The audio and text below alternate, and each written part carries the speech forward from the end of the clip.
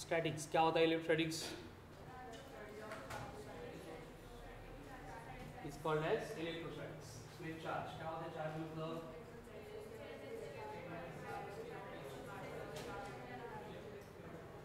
Is called as charge denoted by q, given by q equals to where n is the number of electrons, e is the कितना होता है charge on electron? Electron ही क्यों लेना है? Because proton कहाँ पे होता है? Inside the nucleus. तो न्यूक्लियस के अंदर से उनको बाहर निकालना पॉसिबल नहीं है। क्यों? वेरी गुड, क्योंकि उसको पकड़ के रखने वाला, बाइंड के रखने वाला कौन होता है? स्ट्रॉन्ग न्यूक्लियर फोर्स होता है। उसकी वजह से क्या होगा? सिर्फ इलेक्ट्रॉन की ट्रांसफर रिस्पॉन्सिबल होगी टू प्रोड्यूस एनी चार्ज या फिर any relation related to charge and electricity. उसके लिए सिर्फ और सिर्फ हम इलेक्ट्रॉन का कंसिडरेशन करेंगे। Then SI unit of charge coulomb, CGS unit stat coulomb, उसको ईएसयू ऐसे भी बोलते हैं, ठीक है। तो 1 कूलम मतलब कितने स्टैट कूलम? और एक यूनिट होता है दैट इज ईएमयू। ईएमयू मतलब इलेक्ट्रोमैग्नेटिक यूनिट। तो 1 कूलम इक्वल्स टू 1/10 एब कूलम, ठीक है। एंड उसके बाद में हमने मास का एंड चार्ज का कंपैरिजन देखा था। जैसे मास क्या करेगा? ग्रेविटेशनल फील्ड प्रोड्यूस करेगा। चार्ज क्या करेगा? उसके बाद में मास की एक ही टाइप होती है, वैसे चार्ज के 2 टाइप्स होंगे, पॉजिटिव चार्ज एंड, इसलिए मास का एक ही इंटरेक्शन होगा, इंटरेक्शन ऑफ अट्रैक्शन। लेकिन चार्ज में अट्रैक्शन भी होगा, उसके साथ रिपल्सन भी होगा, ठीक है। देन मास जो है वो मोशन में अपनी वैल्यू चेंज करता है। कितनी? m equals to m0 upon root of 1 minus v/c का whole square. But charge remains unchange. Rest में जितना चार्ज था उतना ही चार्ज मोशन में भी क्या होता है? मेंटेन होता है, ठीक है। उसके बाद में चार्ज से रिलेटेड थोड़ी सी हिस्ट्री देखी थी। पहले उसने क्या एक्सप्लेन किया था? Amber four. उसके बाद गिलबर्ट फ्रैंकलिन क्या बोला? There are positive charge and like charge, unlike charge.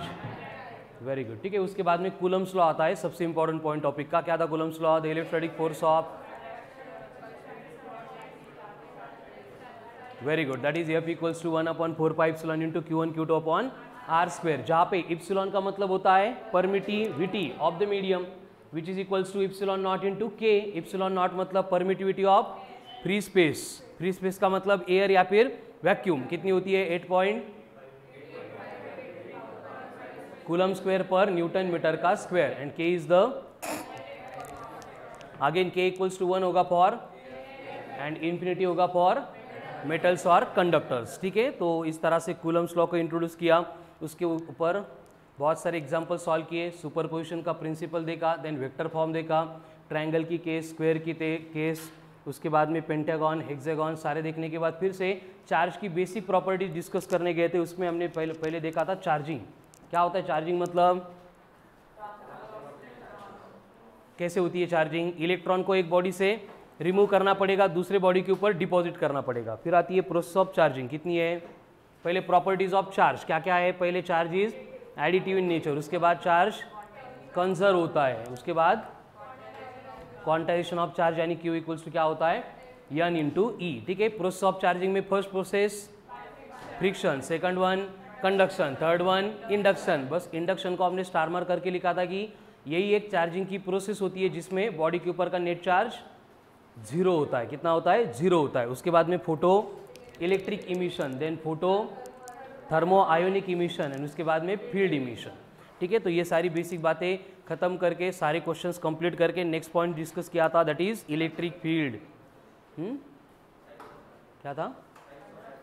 Types of material रहेगा। ओके, 3 टाइप के मटेरियल होते हैं, conductor, insulator and semiconductor. किसके बेस के ऊपर डिफरेंशिएट करते हैं? Based on presence of free electron. अगर free electron present in large number तो, अगर नहीं है तो है लेकिन कुछ काम के नहीं, तो वो किसके ऊपर डिफरेंशिएट होता है? Based on their energy gap. Energy gap अगर नेग्लिजिबल है तो कंडक्टर, कंसिडरेबल है तो मॉडरेट है तो सेमी कंडक्टर, ठीक है। उसके बाद में आती है इलेक्ट्रिक फील्ड। क्या था इलेक्ट्रिक फील्ड? मतलब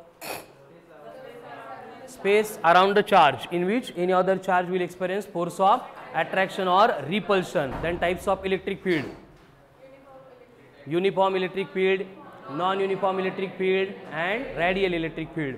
And इसके बाद में अगेन इंपॉर्टेंट पॉइंट आता है इलेक्ट्रिक फील्ड की स्ट्रेंथ मतलब इंटेंसिटी। उससे रिलेटेड हमने फर्स्ट पॉइंट क्या लिखा था? It's a vector quantity which gives the strength of electric field at a given point and is defined as force per unit charge denoted by E given by E equals to F by Q. दूसरा formula 1/4π into Q upon R square and third one very important E equals to V upon D. V का मतलब potential, D का मतलब distance, ठीक है. Then SI unit of electric field intensity newton पर coulomb और volt पर metre, ठीक है.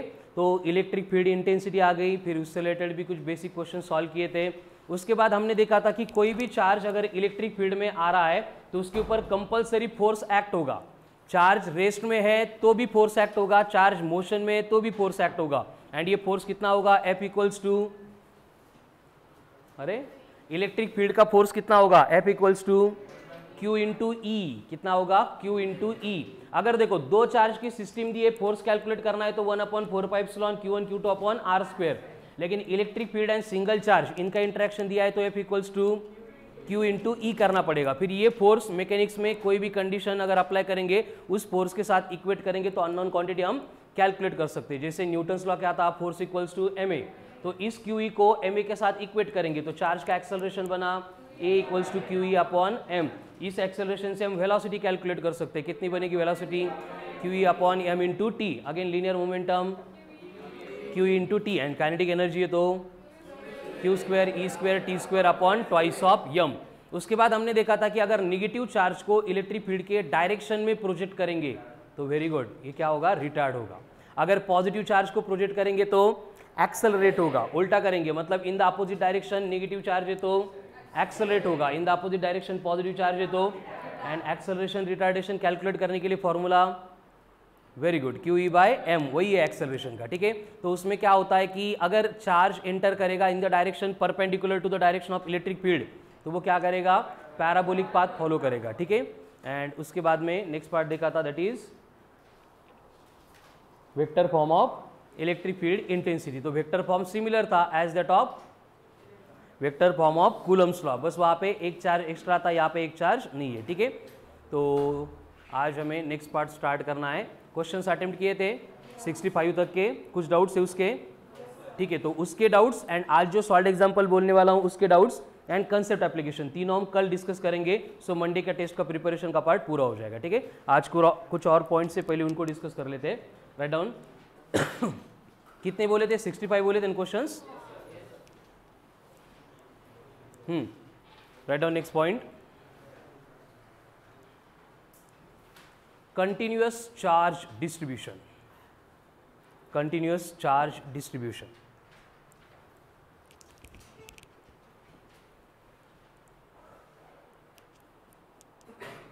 अब देखो इससे रिलेटेड लिखना नहीं है, बस सुनना है. कंटिन्यूस चार्ज डिस्ट्रीब्यूशन एक पॉइंट ऐसा है जिसमें कंडीशन होती है कि अगर हम बॉडी के ऊपर चार्ज को डिपॉजिट करेंगे तो बॉडी के ऊपर जो भी चार्ज है जब भी डिस्ट्रीब्यूट होता है वो कभी भी यूनिफॉर्मली डिस्ट्रीब्यूट नहीं होगा.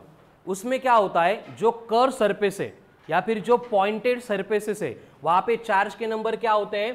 ज़्यादा होते हैं. जैसे कि फॉर एग्जांपल ऐसे कोई एक पर्टिकुलर शेप आपको गिवन है एंड इस शेप के ऊपर हम क्या कर रहे हैं कि कुछ चार्ज है उसको डिपॉजिट कर रहे हैं, ठीक है. इस तरह से कोई तो एक शेप है एंड इसके ऊपर हम क्या कर रहे हैं? चार्ज डिपॉजिट कर रहे हैं. तो चार्ज डिपॉजिट करने के बाद चार्ज का जो डिस्ट्रीब्यूशन होगा वो सबसे मिनिमम, सबसे कम कहाँ पे होगा? जो ये यूनिफॉर्म सरफेस दिख रहा है इसके ऊपर होगा. एंड सबसे ज़्यादा चार्जेस कहाँ पे डिपॉजिट रहेंगे? ये जो पॉइंटेड सरफेस या फिर यहाँ पे जो कर्व सरफेस दिख रहा है इस कर्व सरफेस के ऊपर चार्ज का कॉन्सेंट्रेशन क्या होता है? सबसे ज़्यादा होता है, ठीक है. यूनिफॉर्म सरफेस आ गया तो चार्ज क्या होगा? एकदम कम होगा. लेकिन वहाँ पे कर्व सरफेस आ गया या फिर पॉइंटेड सरफेस आ गया तो वहाँ पे चार्ज का डिस्ट्रीब्यूशन क्या होता है? इंक्रीज होता है, ठीक है. एंड इससे रिलेटेड एक प्रॉपर्टी होती है कोरोना डिस्चार्ज. कौन सी प्रॉपर्टी होती है? कोरोना डिस्चार्ज, जिसके बारे में हम वैन डे ग्राफ जनरेटर में डिस्कस करेंगे. और वही प्रॉपर्टी रिस्पॉन्सिबल होती है चार्ज को एक्सेलरेट करने के लिए, ठीक है. तो कोरोना डिस्चार्ज में क्या होता है, किसी भी बॉडी के ऊपर अगर इस तरह के पॉइंटेड सरफेस है इसके ऊपर चार्ज का डिस्ट्रीब्यूशन एक्सट्रीमली हाई होता है. इसलिए ये pointed surface can easily lose और गेन द चार्जेस. मतलब बाकी बॉडी के ऊपर के चार्ज को रिमूव करने से ये पॉइंटेड सरफेस के ऊपर के चार्ज रिमूव करने में सबसे कम वर्क लगता है. समझ में आ रहा है ना? मतलब पॉइंटेड और curve surface can easily lose और गेन द चार्जेस. इस प्रॉपर्टी को क्या बोला जाता है? कोरोना डिस्चार्ज, ठीक है, उसको हम वैन डे ग्राफ जनरेटर में डिस्कस करेंगे डिटेल में। अभी बस आपको यहाँ पे याद रखना है कि कोई भी एक रैंडम शेप की बॉडी यहाँ पे ली थी, है ना, गन नहीं ये थी, तो उस बॉडी के ऊपर जब हमने चार्ज को डिपॉजिट किया तो चार्ज का डिस्ट्रीब्यूशन क्या होता है, जो यूनिफॉर्म सरफेस एरिया है वहां पे चार्ज का कॉन्सेंट्रेशन एकदम कम होता है, मिनिमम होता है। लेकिन जो पॉइंटेड सरफेस है या फिर जो कर्व सरफेस है वहां पे चार्ज का कॉन्सेंट्रेशन क्या होता है, सबसे ज्यादा होता है, एक्सट्रीमली हाई होता है। लेकिन फॉर ऑल प्रैक्टिकल पर्पज हम यूनिफॉर्म चार्ज डिस्ट्रीब्यूशन ही कंसीडर करते हैं। मतलब इस तरह का चार्ज डिस्ट्रीब्यूशन जो है हम किसी भी एग्जांपल को सॉल्व करते टाइम कंसीडर नहीं करेंगे। हमें कोई भी बॉडी प्रोवाइड करेंगे, जैसे हमें स्फीयर दिया है तो वहां पे अगर कंडीशन ऐसी कि एक साइड में बहुत चार्ज था दूसरी साइड में चार्ज नहीं था, लेकिन फिर भी हम इस डिस्ट्रीब्यूशन को यूनिफॉर्म चार्ज डिस्ट्रीब्यूशन कंसीडर करके एज्यूम करेंगे कि सारे चार्जेस पूरे सरफेस के ऊपर क्या है, यूनिफॉर्मली डिस्ट्रीब्यूटेड है, ठीक है। ये हमारा कंसीडरेशन रहेगा जो प्रैक्टिकली नहीं होता है। ऐसे क्यों करना है, क्योंकि अगर हम partial part of the body, ये कर्व सरफेस या फिर पॉइंटेड सरफेस, उसी का अगर charge and charge distribution consider करेंगे तो हमें उस सरफेस एरिया तक लिमिटेड क्वेश्चंस के आंसर मिलेंगे। लेकिन जब हमें पूरे बॉडी का कंसीडरेशन करना होता है तो पूरा चार्ज बॉडी के ऊपर यूनिफॉर्मली डिस्ट्रीब्यूटेड है, यही हम कंसीडर करके आगे प्रोसीड करने वाले हैं, ठीक है। तो ये कंटिन्यूअस चार्ज डिस्ट्रीब्यूशन की कंसेप्ट क्या होती है, समझ में आ गई। इसमें चार्जेस दो टाइप से डिस्ट्रीब्यूट होंगे, एक यूनिफॉर्म तरीके से, दूसरा नॉन यूनिफॉर्म तरीके से। लेकिन नॉन यूनिफॉर्म तरीके से भी डिस्ट्रीब्यूटेड है तो हमारा कंसीडरेशन क्या होगा, charges are distributed uniformly throughout the body, ठीक है। तो इस तरह के तीन चार्जेस के डिस्ट्रीब्यूशन हमें पढ़ने हैं, जिससे रिलेटेड हमें चार्ज डेंसिटी यहाँ पे पढ़नी पड़ती है। Write down charge density. इसमें फर्स्ट वन आती है, number 1 linear charge density. Linear charge density. अब ये लीनियर चार्ज डेंसिटी जो है इसका नोटेशन होता है लैम्बडा। देखो पढ़ने के लिए तो बहुत सिंपल है, एक स्टेटमेंट का डेफिनेशन, वही फॉर्मूला, वही रिपीटेशन, लेकिन जब इसको एप्लीकेशंस में अप्लाई करते हैं तो ये बहुत कंफ्यूज करता है, ठीक है। लीनियर चार्ज डिस्ट्रीब्यूशन का मतलब क्या होगा कि जो भी कंडक्टर जिसके ऊपर हम चार्ज को डिपॉजिट करने वाले हैं वो वन डायमेंशनल होगा। वन डायमेंशनल होगा मतलब उसको सिर्फ क्या होगी, लेंथ होगी। समझ में आ रहा है ना, मतलब जैसे कि आपको बोलेंगे कि एक वायर है या फिर एक रॉड है या फिर एक सिलेंडर है, इनको क्या होती है, सिर्फ लेंथ होती है, रेडियस होती है, बट लेंथ के कंपैरिजन में क्या होती है, नेग्लिजिबल होती है। तो इस तरह की बॉडी अगर हमें प्रोवाइड करेंगे, जैसे एक वायर है जिसकी लेंथ आपको बोला है L है एंड इसके ऊपर हमने चार्ज डिपॉजिट किया है एंड जो चार्ज डिपॉजिट किया था उसकी टोटल वैल्यू कितनी है, Q है, तो इस केस में लीनियर चार्ज डेंसिटी बनेगी चार्ज पर यूनिट लेंथ, यानी लैम्बडा इज इक्वल्स टू बनेगा Q अपॉन L। तो इसका SI यूनिट क्या होगा, चार्ज है मतलब कूलम, लेंथ है मतलब मीटर, कूलम पर मीटर। इसके डायमेंशंस क्या बनेंगे, L-1 I1 T1। Good morning, कड़ा लगा। क्या है, लीनियर चार्ज डिस्ट्रीब्यूशन में हम पहले पढ़ रहे हैं लीनियर चार्ज डेंसिटी, उसमें हमने वन डायमेंशनल ऑब्जेक्ट लिया था, जैसे कि एक वायर है, वायर की लेंथ कितनी है L, उसके ऊपर हमने क्या किया है, Q इतना चार्ज डिस्ट्रीब्यूट किया है, तो total charge upon total length, इसको हम क्या बोल रहे हैं, linear charge density, denoted by lambda, given by lambda equals to Q upon L, where Q is the, L is the SI unit of linear charge density, coulomb पर metre, उसके dimensions L-1 I1। देखो charge भी scalar है, length भी scalar है, मतलब linear charge density भी क्या होगी, स्केलर क्वांटिटी होगी, ठीक है। So write down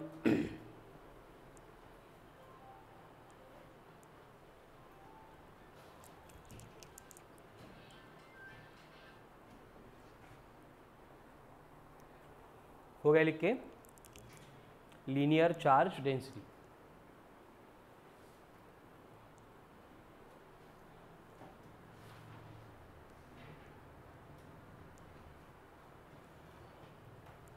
similar concept हम मैकेनिक्स में पढ़ते थे जिसको मास पर यूनिट लेंथ बोला जाता था, लीनियर मास डेंसिटी, याद है क्या, मास पर यूनिट लेंथ, वही कंसेप्ट है, बस यहाँ पे मास को रिप्लेस किया है बाय चार्ज, ठीक है। So write down question, if a charge of 20 coulomb is distributed uniformly, charge of 20 coulomb is distributed uniformly on a straight conducting wire straight conducting wire of length 4 metre. काय 5 सांगितलं का नाही? 4 ना. Length 5 metre म्हटलो अगोदर मी. 4 ना, length 4 metre. Answer सांगताय का? ओके. म्हटलं मी तर 4 म्हटलो, 5 कसं काय? ठीक है. लेंथ कितनी है? 4 मीटर. तो लीनियर चार्ज डेंसिटी कितनी होगी? कैसे? चार्ज कितना है? 20. 20/4 कितना हो गया? 5 हो गया. Very good. Next question. If a charge of 100 microcoulomb, if a charge of 100 microcoulomb deposited on a wire in the shape of equilateral triangle,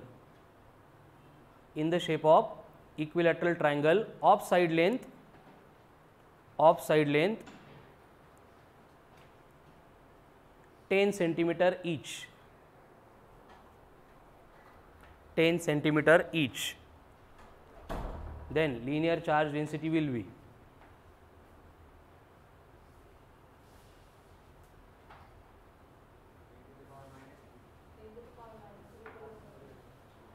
सिर्फ 10⁻³ कूलम पर मीटर. बर. राम. साक्षी -3. ऋषि -3. ये आंसर है. हमें क्या करना है? टोटल लेंथ कंसीडर करनी है. आपको बोला है ट्रायंगल कौन सा है? इक्विलैटरल ट्रायंगल है. तो इक्विलैटरल ट्रायंगल की लेंथ सिर्फ 10 सेंटीमीटर ले सकते हैं क्या? 10 सेंटीमीटर एक साइड की लेंथ है, यानी टोटल लेंथ बनेगी 10 + 10 + 10. तो लैम्बडा इक्वल्स टू क्या बनेगा? फिर चार्ज कितना है? 100 माइक्रोकूलम है, यानी 100 × 10⁻⁻6. लेंथ कितनी होगी? 10 + 10 + 10 30. तो ये बनेगा 30 सेंटीमीटर है, मतलब 10⁻⁻2. सिंप्लीफाई करेंगे 10/3 कितना होता है? 3.33. -2 पर जाके +2 -6 मतलब -4 कूलम पर मीटर. कड़ा लो. टोटल लेंथ हमें यहाँ पे कंसीडर करनी है. ठीक है. नेक्स्ट सिमिलर क्वेश्चन है. A charge of 5 microcoulomb deposited on a wire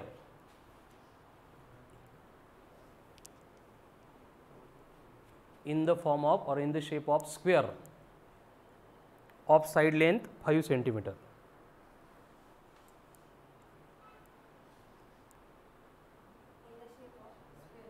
sphere नहीं, स्क्वायर. स्फीयर की शेप में वायर कैसे आएगी?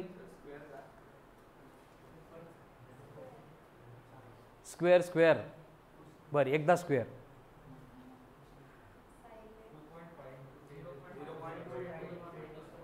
2.5 समथिंग 10⁻⁵ डिजिट चाहिए, कुछ भी होगी. देखो अभी ट्रायंगल था, उसकी जगह पे क्या दिया है? स्क्वायर दिया है. स्क्वायर को क्या होती है? 4 साइड्स होती है. ईच साइड कितनी है? 5 सेंटीमीटर. तो ये 5, ये 5, ये 5, टोटल लेंथ कितनी हो गई? 20. तो लैम्बडा इज इक्वल्स टू फिर से चार्ज कितना दिया है? 5 माइक्रोकूलम, यानी 5 × 10⁻⁻6. उसके बाद में लेंथ कितनी है? 5 सेंटीमीटर है, लेकिन कितने टाइम्स? 4 टाइम्स. तो ये बनेगा 5 × 10⁻⁻2 × 4. 5 कट. 1/4 मतलब 0.25. -2 पर जाके +2 +2 -6 मतलब अगेन -4 कूलम पर metre. Next, if a charge of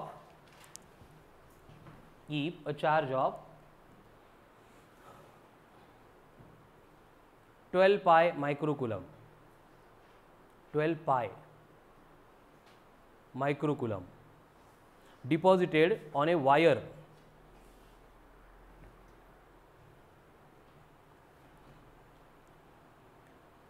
which is circular in shape of radius 6 centimeter, -1 -4 coulomb पर मीटर. क्या बोला है अभी, वायर है, कौन सी शेप है, सर्कुलर है, ठीक है। तो सर्कुलर, मयूर, सर्कुलर शेप की लेंथ कितनी होती है, सर्कल की लेंथ, सर्कल का क्या पेरीमीटर कितना होता है, सरकमफरेंस कितना होता है, सरकमफरेंस 2 पाई आर, यानी यहाँ पे लैम्बडा इक्वल्स टू क्या बनेगा, Q अपॉन L। Q कितना दिया है आपको 12 पाई माइक्रो, माइक्रो मतलब -6, L कितनी है 2 पाई इंटू आर, आर कितना है 6 इंटू 10 की पावर -2, तो पाई पाई कट, 12 कट, अगेन -2 पर जाके +2 -6 मतलब -4 कूलम पर मीटर, ठीक है। तो इस तरह से लीनियर चार्ज डेंसिटी हम डिफाइन तो करते हैं lambda equals to Q by L, but various shape में वायर दी जाएगी तो हमें क्या करना है, हर बार टोटल लेंथ कंसीडर करनी है, ठीक है। अभी इसी टाइप के क्वेश्चन में क्या होता है, थोड़ा सा उल्टा कंसीडरेशन करना पड़ता है। गिवन डेटा इस फॉर्म में होता है कि एक रॉड है जिसकी लेंथ आपको बोला है कि लैम्बडा है, सॉरी जिसकी लीनियर चार्ज डेंसिटी मतलब कितनी है, लैम्बडा है, और उसकी टोटल लेंथ कितनी है, L है। तो उसमें से मुझे एक छोटी सी लेंथ दी गई है और जिसकी वैल्यू है DL, तो ये DL इतने लेंथ के ऊपर कितना चार्ज होगा ये हमें कैलकुलेट करना है। अगेन फिर से सुनो क्वेश्चन, अभी क्वेश्चन में डेटा क्या है, एक वायर है या फिर रॉड है जिसकी लैम्बडा गिवन है, अब तक लैम्बडा कैलकुलेट कर रहे थे हम, लैम्बडा मतलब कौन, linear charge density, total length कितनी है, L है, और उस वायर का एक छोटा सा एलिमेंट है जिसकी लेंथ है DL, तो इस छोटे से एलिमेंट के ऊपर कितना चार्ज होगा ये हमें कैलकुलेट करना है, DL। अब ये DL के ऊपर जो चार्ज होगा उसको मैं DQ बोलता हूं, तो कितना होगा टोटल चार्ज DL के ऊपर का चार्ज, लैम्बडा इंटू L, बर अजून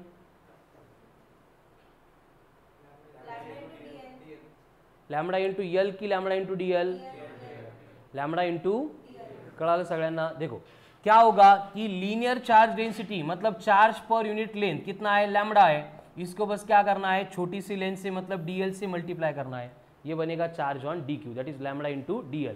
तो अगर यहाँ पे चार्ज Q होता तो DQ को हम ऐसे भी लिखते हैं Q upon L into DL। जैसे कि फॉर एग्जाम्पल हे कळालं नसेल तर आता बघा, एक रॉड है जिसके ऊपर बोला है कि 20 माइक्रोकूलम इतना चार्ज डिस्ट्रीब्यूट किया है 10 मीटर इतनी लेंथ पे। तो राम इकडे लक्ष दे, ठीक है, त्याचा फोटो देऊ तुला, इंद्रेलचा कार्तिकचा, मग इकडे बघ, ठीक है। तो यहाँ पे एक छोटी सी लेंथ है जिसको हम बोल रहे हैं कि 2 सेंटीमीटर है, तो ये 2 सेंटीमीटर के ऊपर कितना चार्ज होगा कैलकुलेट करना है। क्या है, टोटल चार्ज कितना है 20 माइक्रोकूलम, लेंथ कितनी है 10 मीटर, और हमें क्या करना है 2 सेंटीमीटर इतनी लेंथ पे कितना चार्ज होगा ये कैलकुलेट करना है। पहले क्या करना पड़ेगा, लैम्बडा कैलकुलेट करना पड़ेगा। कैसे कैलकुलेट करेंगे लैम्बडा, चार्ज अपॉन लेंथ, मतलब ये 20 अपॉन 10, माइक्रो मतलब -6, यानी कितना बनेगा, ओए 2 इंटू 10 की पावर -6 कूलम पर मीटर, ये लैम्बडा हो गया। एंड जिस किसी लेंथ के ऊपर का चार्ज हमें कैलकुलेट करना है तो सिंपली क्या करेंगे, लैम्बडा इंटू गिवन लेंथ, यानी क्या होगा, फिर से चार्ज बनेगा DQ equals to lambda into DL। Lambda कितना है 2 इंटू 10 की पावर -6, DL कितनी दी है 2 सेंटीमीटर, मतलब 2 इंटू 10 की पावर अगेन -2, मतलब 4 इंटू 10 की पावर -8 कूलम, इतना चार्ज था छोटी सी लेंथ जो दी है 2 सेंटीमीटर उसके ऊपर, ठीक है। हे किती लोकांना नाही कळालं, कारण हे कळणं इम्पॉर्टंट आहे, इससे रिलेटेड बहुत सारे क्वेश्चंस आएंगे आगे। बर ओनली वन, बाकी सगळ्यांना कळालं, ठीक है। चलो ज्यांना कळालं ते लिहून घ्या, ज्यांना नाही कळालं बोर्डवर लक्ष द्या। जैसे क्या है कि इन जनरली सपोज हमें बोला जाता है कि ये रॉड दिया है जिसकी लेंथ 5 मीटर है और इसके ऊपर का चार्ज कितना है 5 कूलम है।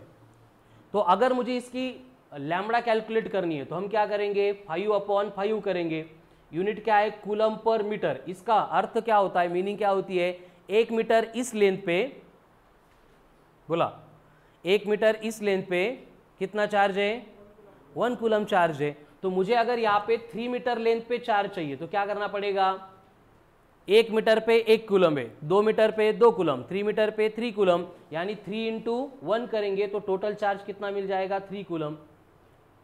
बस यहाँ पे उसी फॉर्मेट में नंबर यहाँ पे 2 सेंटीमीटर दिया था, तो सिंपली क्या करना है, linear charge density into given length करेंगे तो गिवन चार्ज हम कैलकुलेट कर सकते। ये हो गई लीनियर चार्ज डेंसिटी।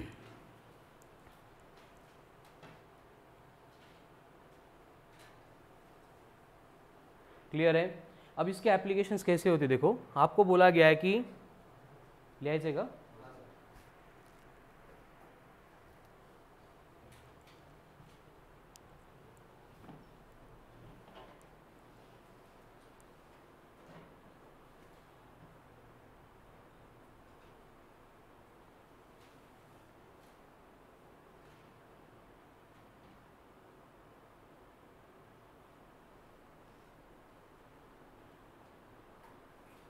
क्वेश्चन है, इंपॉर्टेंट पॉइंट भी है स्टार मार्क करके लिखने के लिए। सेम क्वेश्चन हम ग्रेविटेशन में पहले सॉल्व कर चुके हैं। आपको एक रॉड गिवन है, करो नेक्स्ट। एक रॉड गिवन है जिसकी लेंथ है L और आपको बोला है कि इसके लिए लीनियर चार्ज डेंसिटी है लैम्बडा। इसके सराउंडिंग में कोई भी एक पॉइंट दिया है P, जिसके ऊपर हमने एक छोटा सा चार्ज प्लेस किया है Q0, जिसका रॉड से डिस्टेंस है A। तो इस केस में ये रॉड जो है Q0 के ऊपर कितना फोर्स एक्सर्ट करेगा वो हमें कैलकुलेट करना है। देखो, दो चार्जेस दिए, मतलब फोर्स के लिए फॉर्मूला कौन सा होगा, K Q1 Q2 upon R square. लेकिन ये रॉड का प्रॉब्लम क्या होगा, अगर हम टोटल चार्ज लेंगे तो कुछ चार्ज A इतने डिस्टेंस पे है, कुछ चार्ज A प्लस L इतने डिस्टेंस पे है। मतलब हर एक चार्ज का पॉइंट P से जो डिस्टेंस है वो क्या हो रहा है, चेंज हो रहा है। मतलब डायरेक्ट टोटल चार्ज अगर मैं इसका कैपिटल Q कंसिडर करके Q0 अपॉन A करूंगा, A प्लस L करूंगा या फिर A प्लस L/2 करूंगा, किसी भी केस में हमें आंसर्स नहीं मिलेंगे।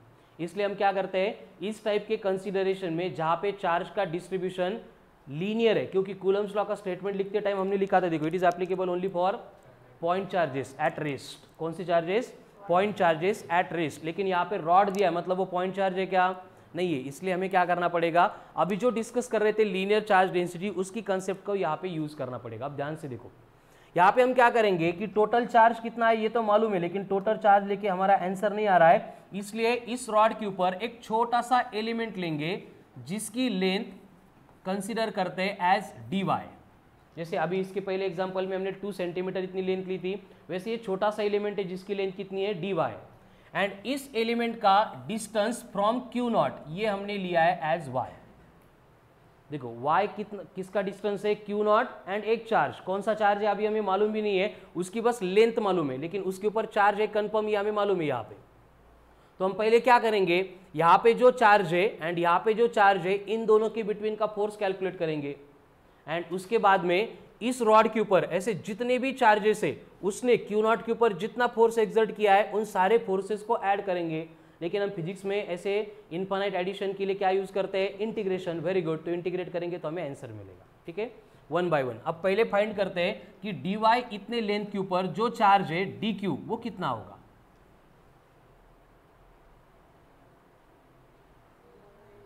लैम्बडा इंटू लेंथ, लेंथ कितनी यहाँ पे dy, तो ये बनेगा dq is equals to lambda into dy।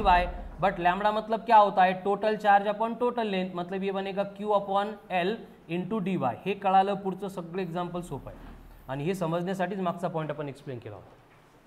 कळालं का, ये dy छोटा सा एलिमेंट है, इसके ऊपर का चार्ज कितना बनेगा, linear charge density into length, यानी कि लैम्बडा इंटू dy। लैम्बडा का मतलब क्या होता है, total charge upon total length, तो बना q by L into dy। Clear है यहाँ तक। अभी चार्ज आ गया, दोनों के बिटवीन का फोर्स निकालना है। कैसे निकालेंगे, चार्ज छोटा है, फोर्स भी छोटा होगा। डी अप equals to k into Q0 into D Q upon Y का स्क्वायर। ये फॉर्मूला कैसे आ रहा है, समझ में आ रहा है क्या, वही है कूलम्स लॉ का, k Q1 Q2 upon R square. Q1 मतलब कौन, dy का चार्ज, उसको हमने dq बोला है।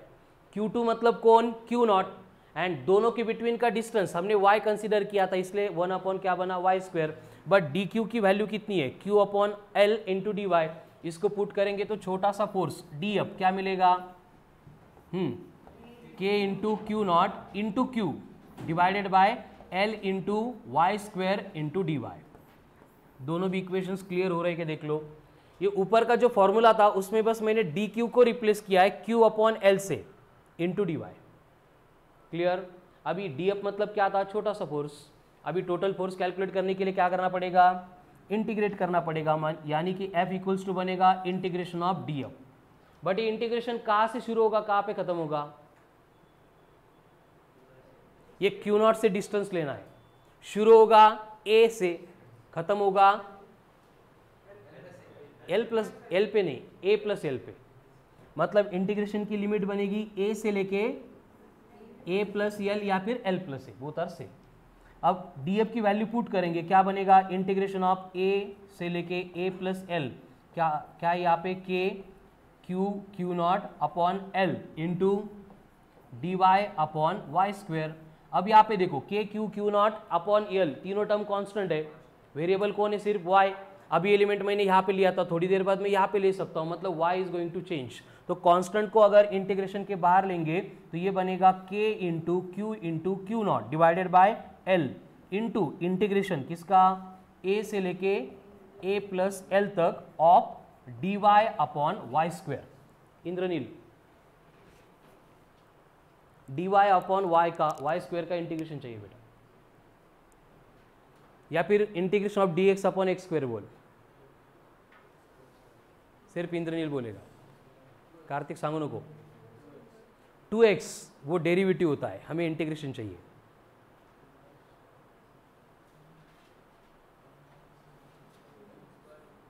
x by two, very good Kartik. 2x या x बाई टू, कौन सा करेक्ट है, x बाई टू, दोनों भी करेक्ट नहीं बेटा। Shantanu, integration of dy upon Y square, y raise to minus two, very good. कोणत्या शाळेत शिकला आहे, कराड फिजिक्समध्ये। y रेस टू, फक्त y raise to minus one. Ram, integration dx upon X square. Devesh, dy raise to minus three, dy raise to 3y raise to minus three. अरे तू तो combo केला इंटिग्रेशन अँड डिफरन्शिएशनचा। यशवंत आलाय का, यशवंत? हां यशवंत,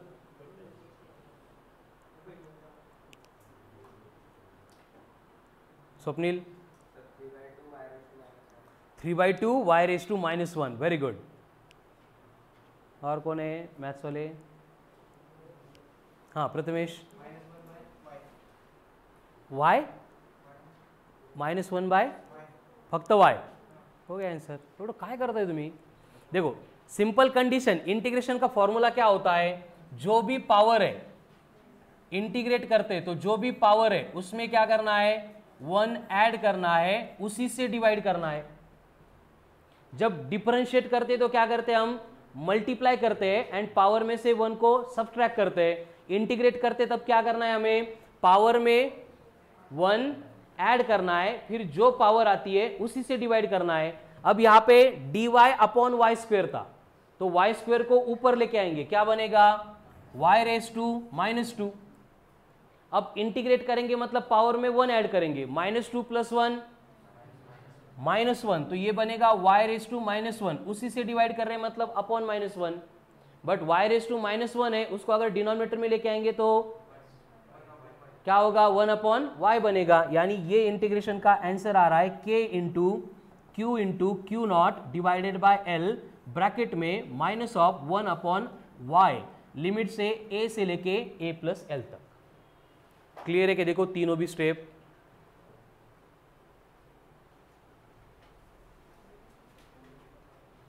इंटिग्रेशनचा इतना ही सिंपल फॉर्म्युला आहे, वही याद रखो। यांचं कन्फ्युजन कशामुळे झालं, फक्त डिनॉमिनेटर असल्यामुळे, बरोबर ना राम? काय तो व्हेरिएबल असतो बेटा।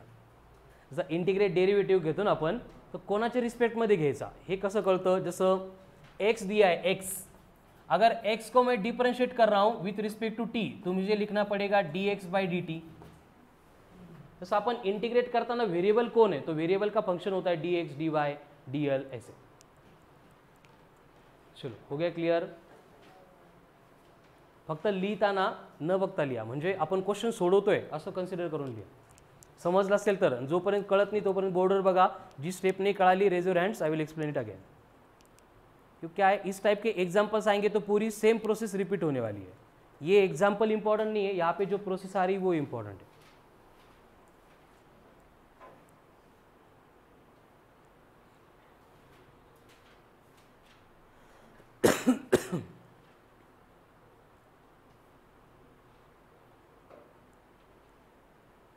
आठवता का ग्रेविटेशन में सेम क्वेश्चन सॉल्व किया था,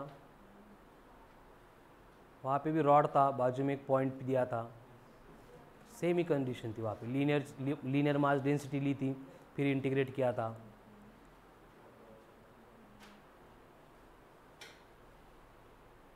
एवढे कष्ट नाही घ्यायचे बाळा, इकडे जागा आहे, इकडे भरपूर बेंचेस खाली आहे, फर्स्ट बेंच खाली आहे, रात्री असा त्रास नाही होत का तुला?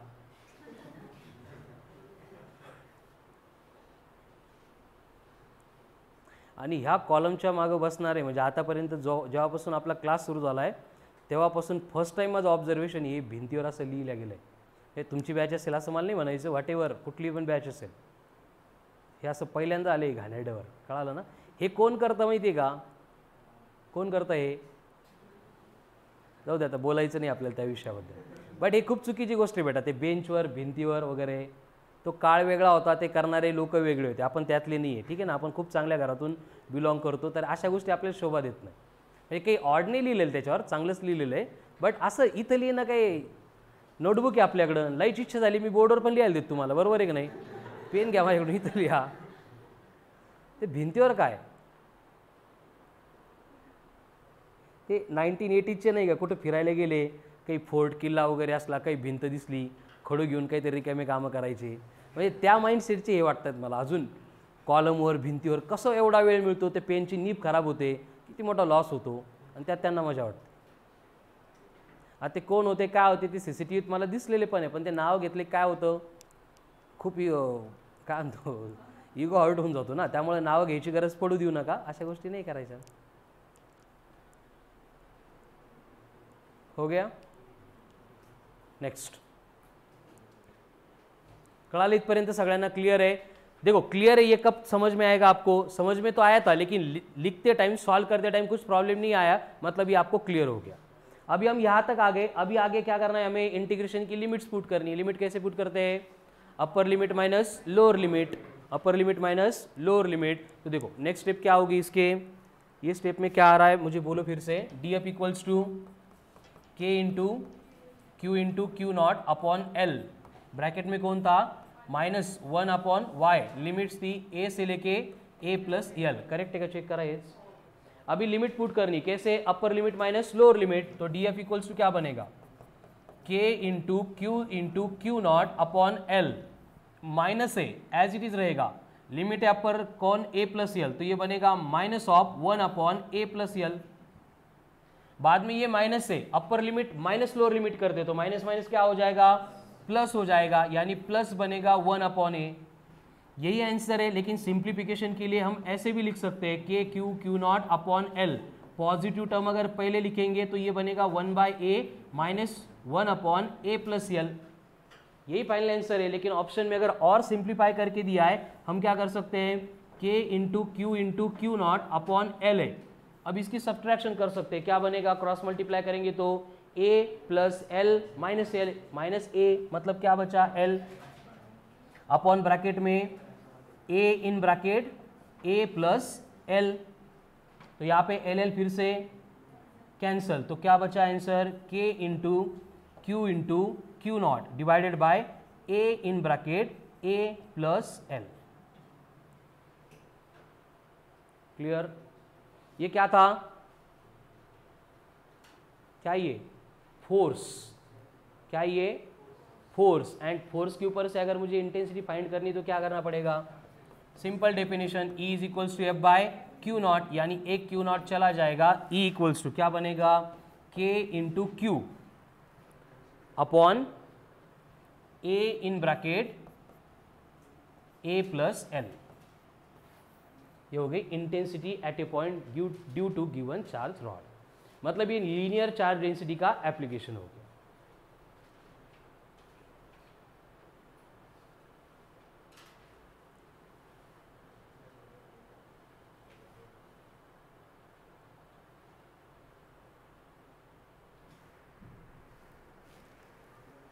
ये एल स्क्वेयर था कॉमन लिया हुआ, ये एल था, ये एल ही था. कार्तिक, इंद्रनील इकडे बेटा तुम्ही फर्स्ट बेंचवर. चला पटकन.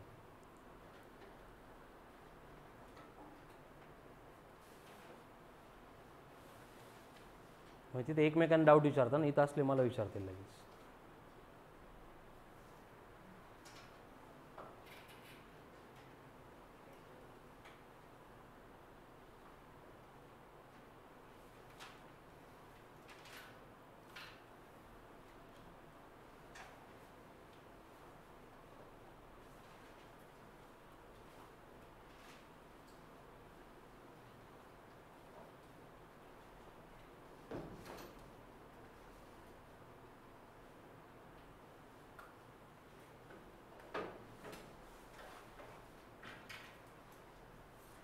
चलो फिनिश्ड।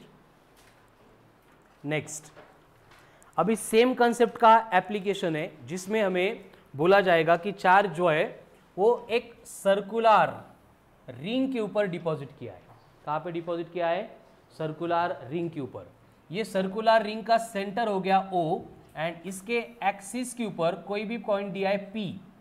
ये पॉइंट P का डिस्टेंस है सपोज x।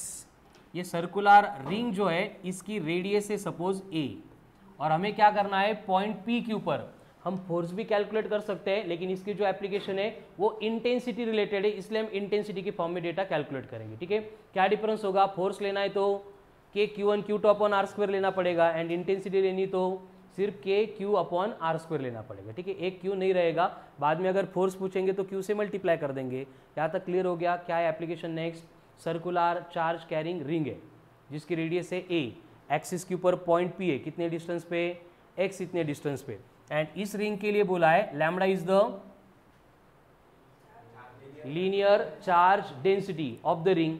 अभी फिर से इस रिंग के ऊपर जितना चार्ज है उसकी वजह से पॉइंट P के ऊपर कितनी इंटेंसिटी प्रोड्यूस होती है ये हमें कैलकुलेट करना है। बट फिर से लास्ट क्वेश्चन में जो प्रॉब्लम था वही प्रॉब्लम यहाँ पे, अगर एक चार्ज होता पॉइंट चार्ज तो हम क्या करते k q1 q2 upon r square एक q से डिवाइड करके इंटेंसिटी कैलकुलेट कर सकते थे, लेकिन यहाँ पे पॉइंट चार्ज नहीं है। चार्ज कैसा है? यूनिफॉर्मली डिस्ट्रीब्यूटेड है। तो हमें सेम प्रोसेस अप्लाई करनी पड़ेगी। सर्कुलर रिंग का कोई भी एक छोटा सा एलिमेंट लेंगे जिसकी लेंथ होगी dl, तो ये dl के ऊपर का जो चार्ज है वो पॉइंट P के ऊपर कितनी इंटेंसिटी प्रोड्यूस कर रहा है ये हम पहले कैलकुलेट करेंगे। तो जैसे dl से लेके पॉइंट P का डिस्टेंस r है एंड यहाँ पे एंगल बन रहा है सपोज थीटा, तो यहाँ पे कंडीशन क्या होती देखो कि अगर सिमेट्रिकली मैं हाफ पोर्शन जो ऊपर का है वहां पे ये dl वाला एलिमेंट ले रहा हूं तो सेम एलिमेंट नीचे आता है डायमेट्रिकली अपोजिट पॉइंट पे, जो क्या करेगा? सिमेट्रिकली यहाँ पे इलेक्ट्रिक फील्ड प्रोड्यूस करेगा एंड दोनों की कंडीशन में क्या होगा देखो, ये जो इलेक्ट्रिक फील्ड है उसकी डायरेक्शन यहाँ पे थी ई वेक्टर। अब ये हॉरिजॉन्टल है, ये एंगल थीटा है, थीटा का एडजेसेंट कंपोनेंट कॉस थीटा, यानी कि इस साइड का कंपोनेंट बनेगा ई कॉस थीटा एंड ये इलेक्ट्रिक फील्ड इधर जा रही थी मतलब नीचे कंपोनेंट बनेगा that will be E sine theta. Then ये छोटा सा dl जो हमने डायमेट्रिकली अपोजिट पॉइंट पे लिया था, ऐसे दो क्यों लेने पड़ रहे हैं? क्योंकि ये सिमेट्रिकल अरेंजमेंट है रिंग मतलब, तो इसकी इंटेंसिटी जो है वो इस डायरेक्शन में एक्ट होती है ई वेक्टर।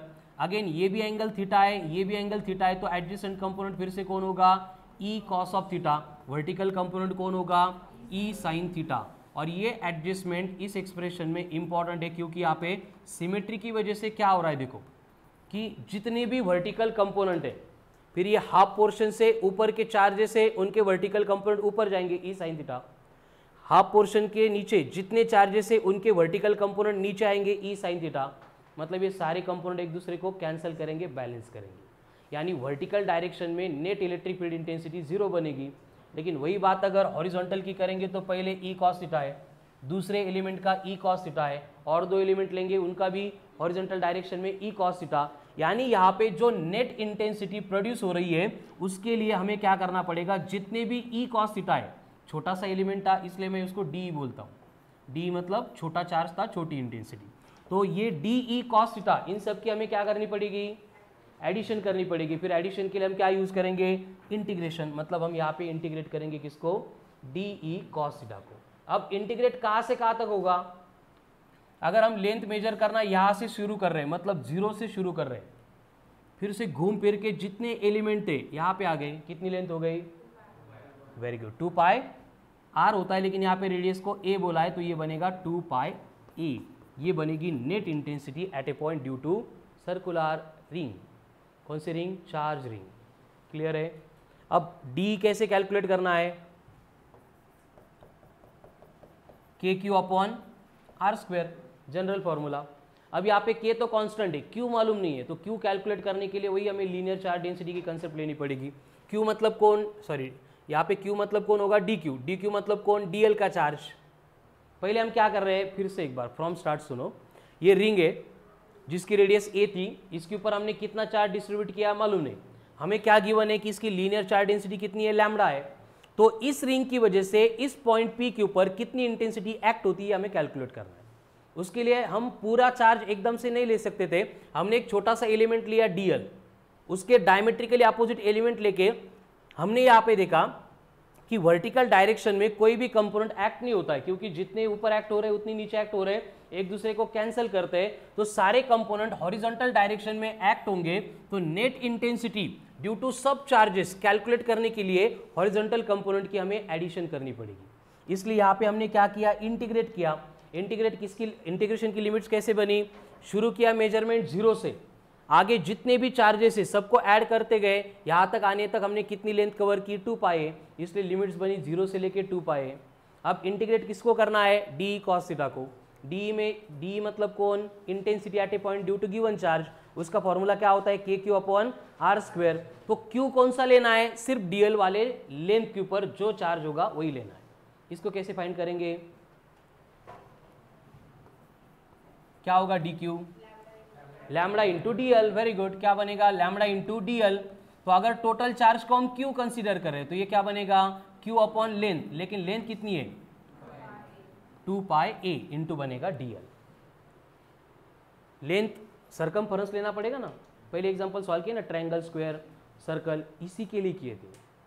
तो वो वैल्यू अगर पुट करेंगे तो डी ई क्या बनेगा, बोलो, के इंटू क्यू, क्यू मतलब कौन हो गया अभी, Q upon 2 pi A into 1 upon R square into DL. ये बन गई इंटेंसिटी ड्यू टू छोटा सा एलिमेंट डीएल।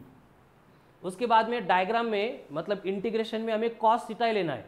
अगर कॉस थीटा पुट करेंगे तो इंटीग्रेशन में साइन थीटा आएगा, एंगल्स आएंगे तो और कंफ्यूजन होगा, इसलिए कॉस थीटा की वैल्यू डायग्राम से कैलकुलेट करके पुट कर देते।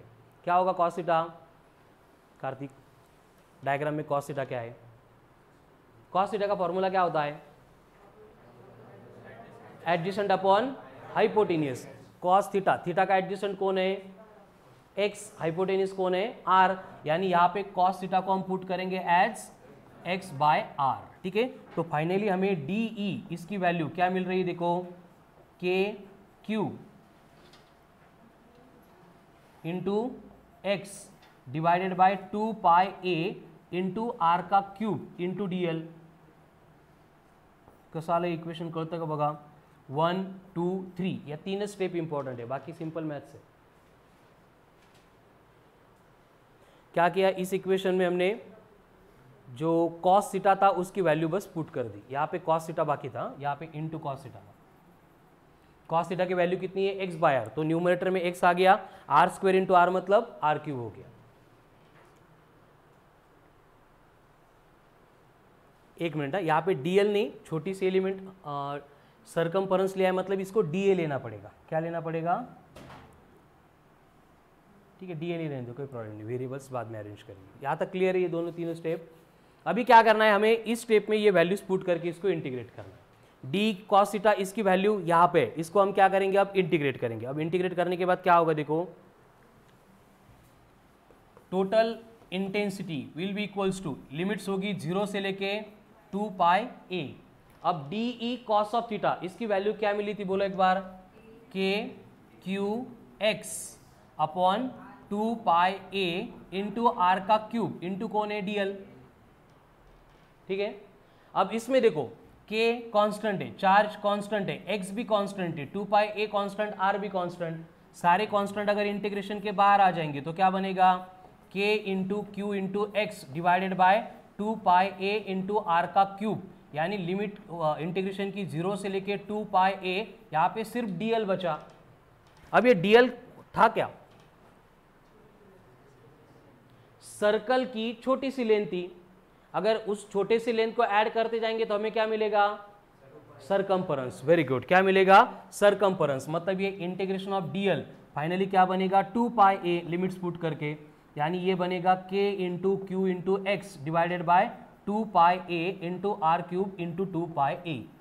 यहाँ पे मैंने एक स्किप की है, नहीं तो स्किप नहीं करेंगे तो क्या होगा, इंटीग्रेशन ऑफ डीएल बनेगा एल, फिर एल की लिमिट पुट करेंगे 0 से लेके 2 पाई तो बनेगा 2 पाई ए माइनस 0 यानी कि 2 पाई, या फिर हमें डायरेक्ट मालूम होता है इंटीग्रेशन ऑफ डीएल मतलब क्या है, सरकमफेरेंस, इसलिए बनेगा 2 पाई।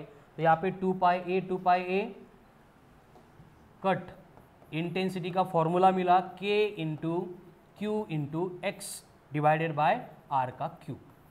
ये होता है expression for intensity of electric field. at a point along the axis of ring. कौन सी रिंग? Charge ring. अब यहां पे और एक एडजस्टमेंट आएगी. मुझे आर के फॉर्म में डेटा क्वेश्चन में कभी नहीं दिया जाता है. क्वेश्चन में दिया जाता है एक्स एंड ए के फॉर्म में.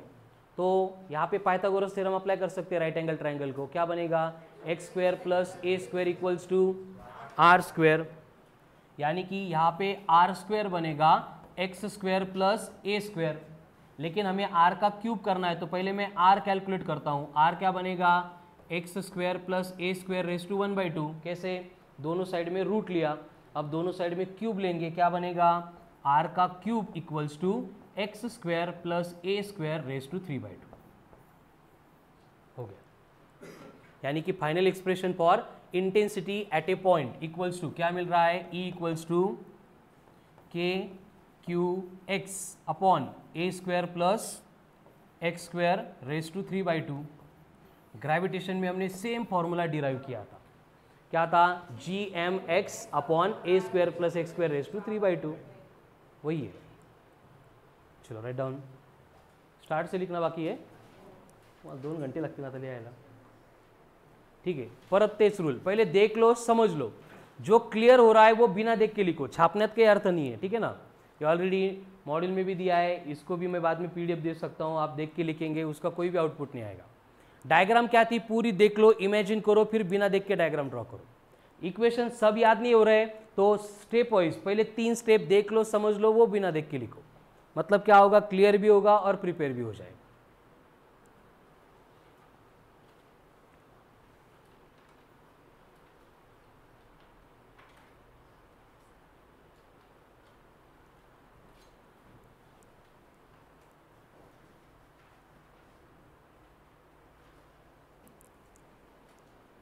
वर्कशीट भी दी थी एक कूलम्स लॉ की, सॉल्व की सब लोगों ने. I think Tejas and Devesh को कुछ डाउट थे, जिसमें से देवेश ने डिस्कस किए. और किसके डाउट्स बाकी है? Worksheet, second worksheet Coulomb's law की सॉल्व की और उसमें डाउट्स है. But only 4. बाकी त्यांना डाउट्सच नाही आहेत का? सॉल्व नाही केली? डाऊट नाही आहेत. Good, very good. तुम्ही बेटा क्लिअर करून घ्या, आज भेटू ना. सगळ्यांनाच ते आपण कॉमन ऑनलाईन वगैरे किंवा लेक्चरमध्ये घेतलं असतं. बेटा 3-4 जणांसाठी काय आहे.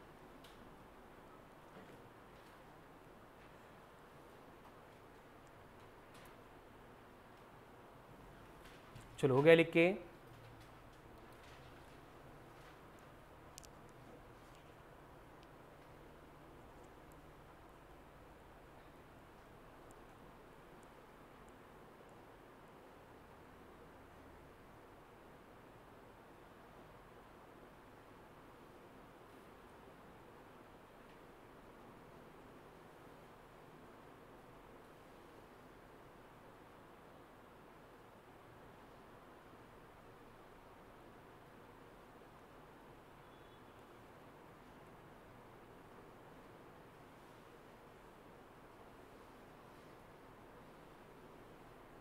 देखो ये पूरी प्रोसेस यहाँ पे याद रखने की ज़रूरत नहीं है, बट इस टाइप का क्वेश्चन आ गया तो सिंप्लीफिकेशन के लिए रिक्वायर्ड है. अदरवाइज हमें बस फाइनल फॉर्मूले रिक्वायर्ड है.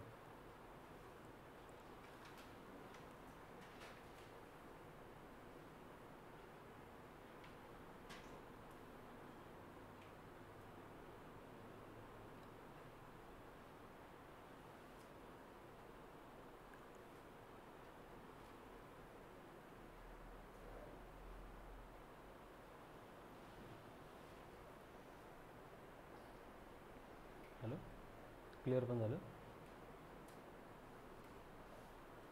चलो करू नेक्स्ट.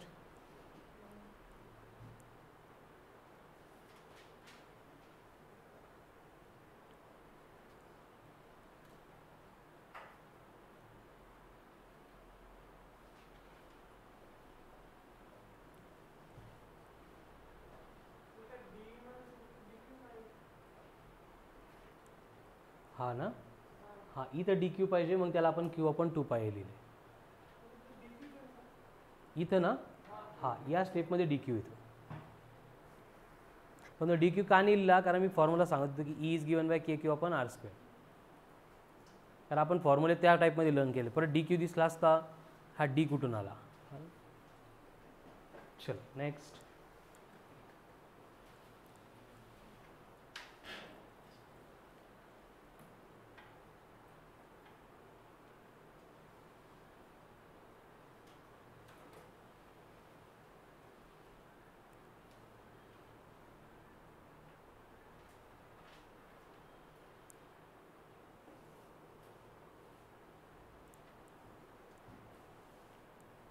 अब इसके अकॉर्डिंग देखो, अगर हमें इंटेंसिटी फाइंड करनी है एट द सेंटर, तो सेंटर पे कितनी आएगी इंटेंसिटी?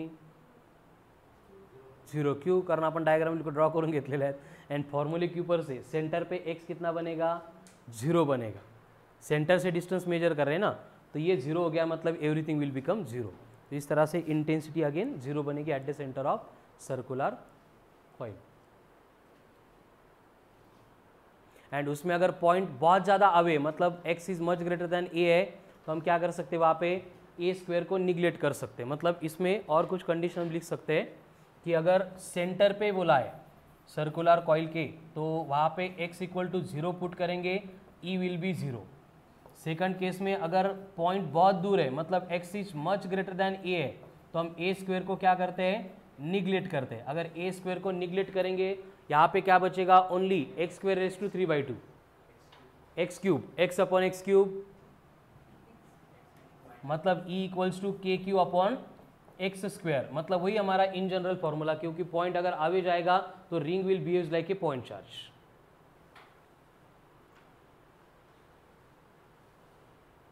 चलो हो गया।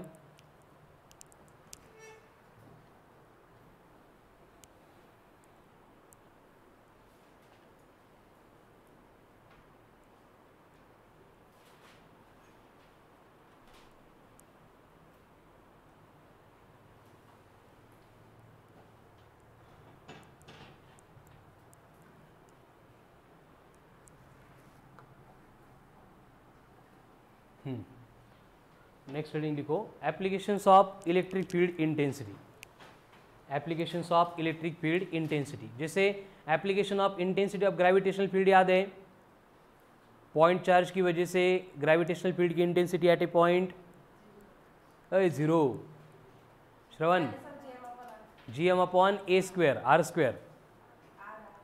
पोटेंशियल r होता है, इंटेंसिटी r स्क्वायर होती है। ठीक है, क्या था? gm upon R square. Then sphere है आउटसाइड पॉइंट पे, gm upon small r square. Surface के ऊपर gm upon capital R square. Sphere अगर हॉलो है तो इनसाइड पे इंटेंसिटी 0। उसके बाद में स्फीयर अगर सॉलिड स्फीयर है तो क्या करना पड़ता है? Small r by capital R से मल्टीप्लाई करना पड़ता है, मतलब gm r अपॉन r का क्यूब। Very good. ठीक है, वही सारे एप्लीकेशंस यहाँ पे आएंगे। पहले intensity at a point due to point charge, मतलब स्पेस में कोई भी एक पॉइंट चार्ज प्लेस किया है, जैसे यहाँ पे एक चार्ज है Q एंड इसके सराउंडिंग में एक पॉइंट है O जिसका डिस्टेंस आपको बोला है R है, तो पॉइंट O के ऊपर इंटेंसिटी ऑफ इलेक्ट्रिक फील्ड कितनी बनेगी? KQ upon R square, where K का मतलब हर बार क्या होगा इलेक्ट्रोस्टैटिक्स में? 1/4 पाई इप्सिलॉन, जिसमें एयर और वैक्यूम में तो 9 × 10⁹, दूसरा मीडियम में तो 9 × 10⁹ divided by K, dielectric constant of the medium. ये हो गया पॉइंट चार्ज। उसके बाद में second one, electric field intensity at a point due to charge ring, जो अभी प्रूव किया था। अगर चार्ज रिंग है उसके वजह से हमें इंटेंसिटी एट ए पॉइंट चाहिए, तो क्या होगा? ये आगे रिंग, इसके सराउंडिंग में पॉइंट P कितने डिस्टेंस पे? x इतने डिस्टेंस पे, इसकी रेडियस कितनी है? a है, तो इंटेंसिटी कितनी होती है? E equals to k into Q into X divided by X square plus A square raise to 3/2।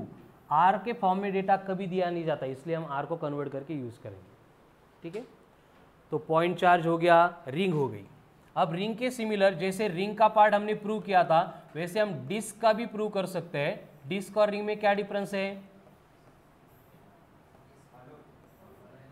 ये एंगल अगर थीटा दिया है, ये डिस्टेंस अगर x है, तो ये रेडियस a है, तो इस केस में इंटेंसिटी होती है sigma upon 2 epsilon in bracket 1 minus cos of theta, 1 minus cos of theta. फिर से यहाँ पे कॉस थीटा क्या बनेगा? x बाय आर, लेकिन r क्या होता है? Root of R square plus A square, मतलब एक्स स्क्वायर, यानी E इक्वल्स टू बनेगा sigma upon 2 epsilon in bracket 1 minus adjacent कौन है थीटा का? x, हाइपोटेन्यूज कौन होगा, आर। आर मतलब पाइथागोरस के according A square plus X square का रूट, यानी root of A square plus X square. ये होती है इंटेंसिटी एट ए पॉइंट, किसकी वजह से, disc. Point charge, ring, disc. अभी डिस्क का भी पार्ट, जैसे रिंग का प्रूव किया वैसे डिस्क का भी हम प्रूव कर सकते हैं। Sigma surface charge density. Sigma मतलब कौन है, सरफेस चार्ज डेंसिटी। क्या होता है आगे आएगा, जैसे लीनियर चार्ज डेंसिटी क्या था, charge upon length. Surface charge density क्या होगा, चार्ज अपॉन एरिया होगा। एप्सिलॉन मालूम है, बाकी एक्स एंड ए तो डिस्टेंस है।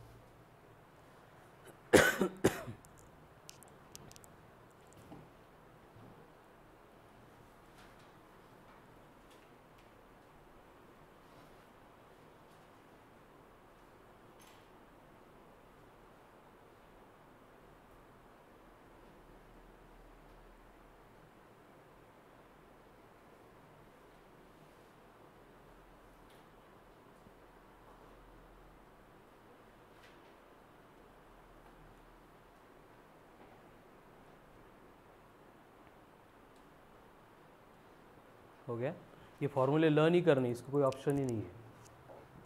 नेक्स्ट करो, next.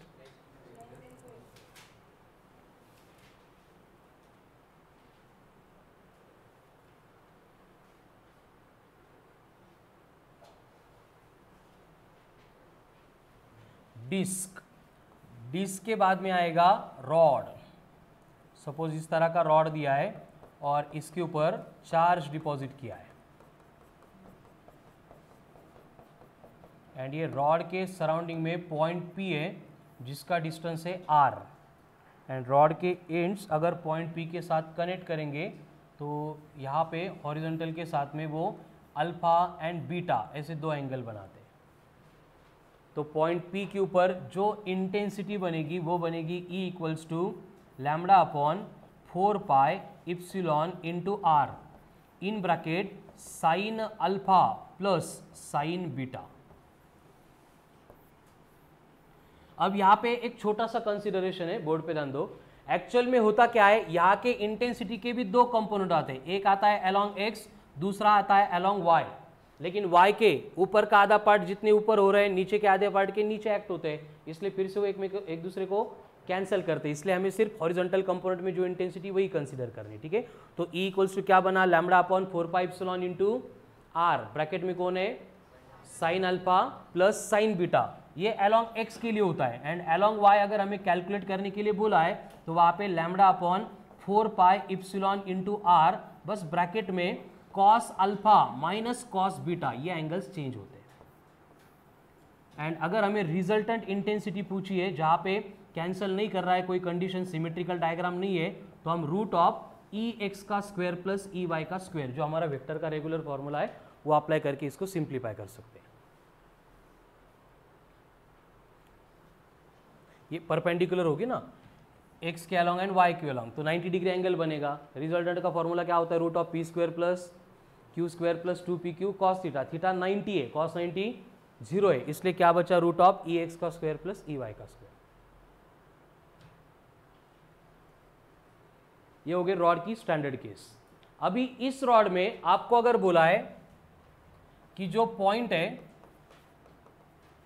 Is on perpendicular bisector, point कहां पे, इस लीनियर चार्ज का जो परपेंडिकुलर बाइसेक्टर है उसके ऊपर।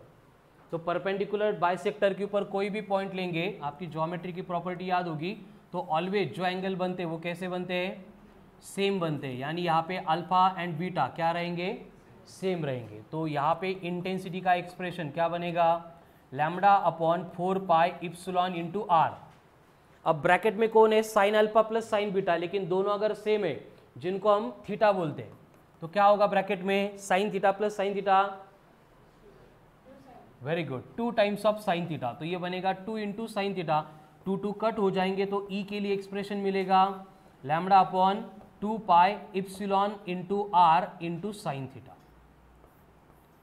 देखो ये कब एप्लीकेबल है, जब पॉइंट परपेंडिकुलर बाइसेक्टर पे है, एंड जैसे मैक्सिमम केस में होता है।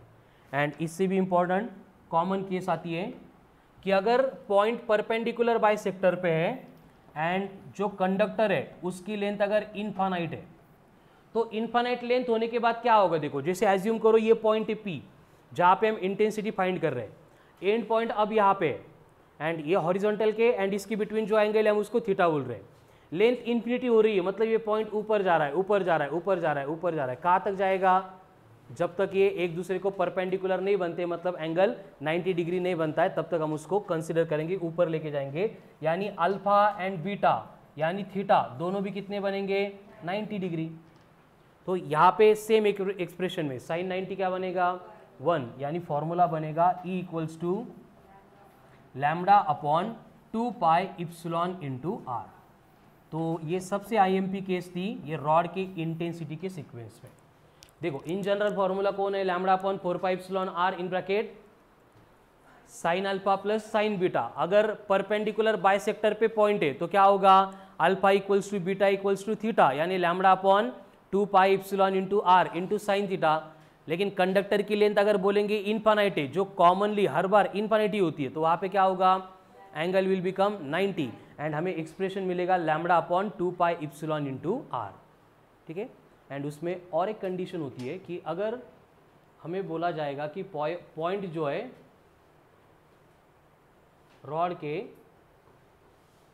एंड के नियर है, near one of its and, इसका मतलब ये रॉड आएगा एंड पॉइंट कहाँ पे होगा, उसके एंड पॉइंट के ऊपर। तो इस केस में ये पहला एंगल है वो 0 बनेगा, दूसरा एंगल है वो कितना बनेगा, अगेन ऐसे बढ़ता जाएगा, मतलब 90 बनेगा। यानी E इक्वल्स टू क्या बनेगा, lambda upon 4 pi epsilon into are.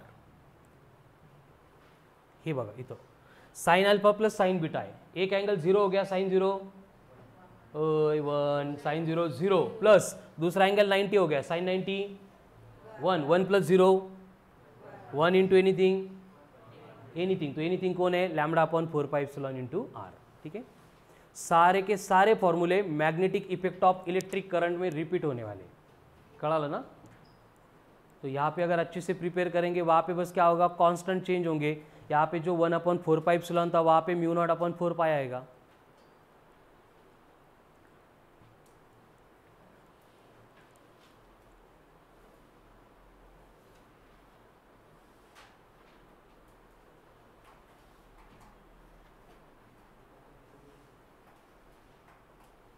ये सारे फॉर्मूले 1 बाय 1 हम उस प्रोसेस से प्रूव कर सकते, कळालं ना।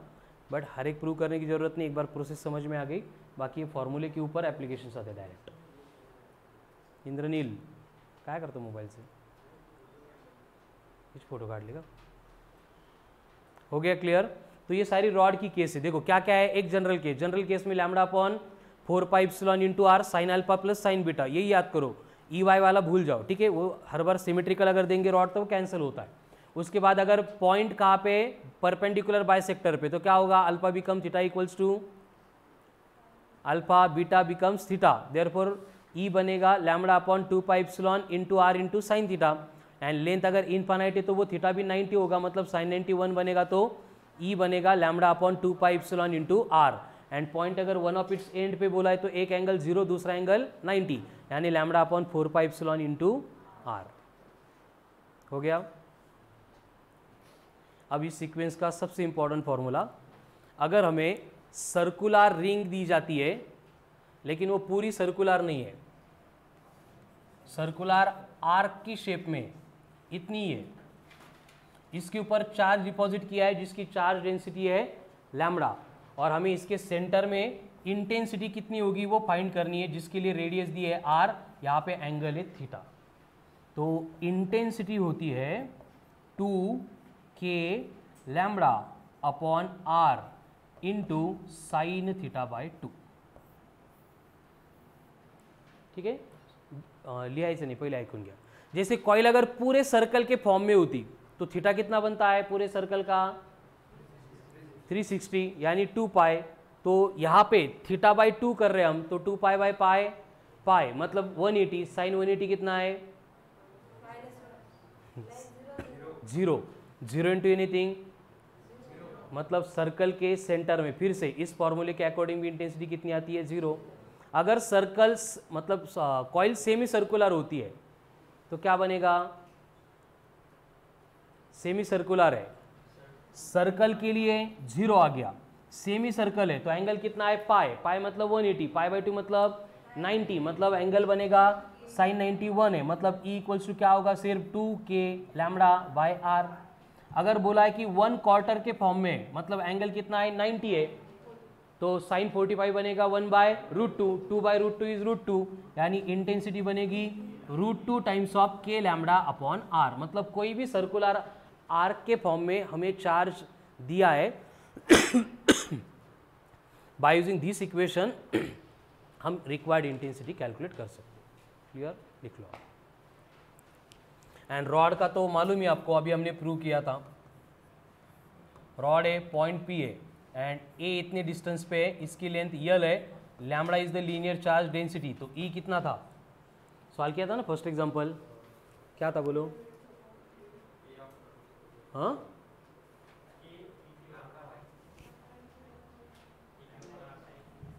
K lambda L upon A in bracket A plus L। हमने जो प्रूव किया था वहां पे KQ upon A in bracket A plus L था, but lambda equals to Q by L, तो Q equals to lambda into L, तो ये रॉड के लिए एक्सप्रेशन आ गई। ठीक है, आज किती पण वेळा याला लिहून बघा, लेकिन कल आते टाइम ये सारे फॉर्मूले प्रिपेयर करनी ही है। ठीक है, एंड आई थिंक कल 65 तक क्वेश्चंस हो गए थे, आज बस 2 ही काम है आपके, ये जितने फॉर्मूले की लिस्ट आज दी है वो प्रिपेयर करना है एंड उसके बाद 65 to 75 सॉल्व एग्जाम्पल अटेम्प्ट करके आना है। तो कल पहले इसकी 1 to 1 रिविजन होगी, ओरल होगी, ये फॉर्मूले क्लास में पूछूंगा मैं पहले, उसके बाद में 60 to 75 तक जितने भी डाउट्स बचे वो डाउट्स लेंगे, उसके बाद में कंसेप्ट एप्लीकेशन 2 हो गई थी 3, ठीक है ना, उसको अटेम्प्ट टाइम मिला तो करके आओ, नहीं मिला तो मत करके आओ, ठीक है ना, उसको हम क्लास में डिस्कस करेंगे फिर। एंड 1-2 पॉइंट बचे, surface charge density, linear charge density, वो भी हम कल कंटिन्यू करेंगे। ठीक है, Monday test will be there, test का सिलेबस इलेक्ट्रोस्टैटिक्स पूरा फ्रॉम स्टार्ट टू एंड,